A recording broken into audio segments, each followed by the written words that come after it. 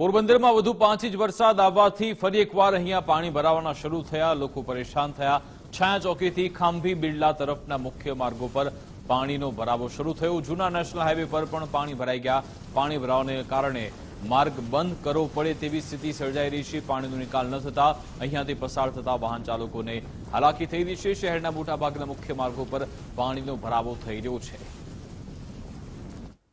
છેલ્લા 24 કલાકમાં 5 થી 5.5 ઇંચ વરસાદ પોરબંદર સિટી, રાણાવાવ તાલુકા અને ભૂતિયા તાલુકામાં નોંધાઈ ચૂક્યો છે। હાલ આપણે પોરબંદર શહેરના જે છાયા ચોકીથી ખાંભી તરફનો માર્ગ છે, આ પહેલા નેશનલ હાઈવેનો માર્ગ કરવામાં આવતો, હાલ છે તે આરંભી હસ્તકનો આ માર્ગ છે। આ માર્ગ ઉપર જ્યાં જુઓ ત્યાં પાણી જોવા મળી રહ્યું છે। સોસાયટીનું પાણી છે કે પક્ષી અભયારણ્યનું પાણી છે, આસપાસના જેટલા પણ વિસ્તારો છે તેનું પાણી આ માર્ગ ઉપર આવી ગયું છે ને રણ તરફ પ્રયાણ કરી રહ્યું છે। પરંતુ પોરબંદર શહેરમાં જે પાણી નિકાલની વાત નગરપાલિકાનું તંત્ર કરતું હતું તે સંપૂર્ણ પોકળ સાબિત થયું છે। ગઈકાલે જિલ્લા કલેક્ટરે પણ સ્વીકાર્યું કે નગરપાલિકાની પ્રી મોન્સૂનની કામગીરીમાં ક્યાંક ખામી રહી ગઈ છે, ક્ષતિ રહી ગઈ છે, જેના કારણે આ પરિસ્થિતિનું નિર્માણ થયું છે। હાલ આપણે પોરબંદર શહેરના છાયા ચોકીથી ખાંભી તરફના માર્ગ ઉપર ઉભા છે, જ્યાં ગોઠણરૂપ પાણી ભરાયા છે। લોકોના વાહન બંધ પડી રહ્યા છે। આ રસ્તા ઉપર અનેક ખાડા જોવા મળી રહ્યા છે, જેને લઈને વાહન ચાલકો પણ મુશ્કેલી મુકાય છે।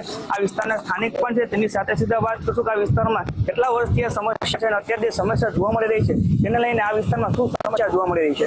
તમારું નામ છે? આ વિસ્તારમાં કેટલા સમયથી આ પાણી ભરાય છે? ખાસ કરીને અત્યારે જે પાણી ભરાવ તેને લઈને શું મુશ્કેલી પડે છે? દર ચોમાસે પાણી ભરાય છે પોરબંદરમાં। કોઈ પણ રસ્તા એવા નથી પોરબંદરમાં પાણી નથી ભરાતું।